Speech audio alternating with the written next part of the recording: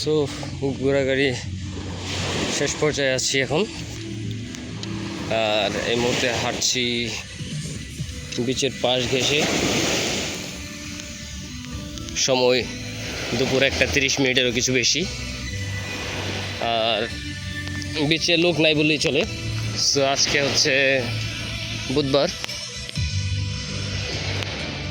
হওয়ার কারণে বিশেষ মানুষ নাই। নর্মালি সানডেতে প্রচুর মানুষ থাকে বিচে আসার ঘোরার জন্য, এই মুহূর্তে গোসল করার জন্য। প্লাস হচ্ছে লাস্ট 2-3 দিন যাবৎ ওয়েদারও বেশি ভালো নাই, বৃষ্টি পড়ে কন্টিনিউয়াসলি। সো এর জন্য হয়তো মানুষ বিচে অনেক মানুষই নাই।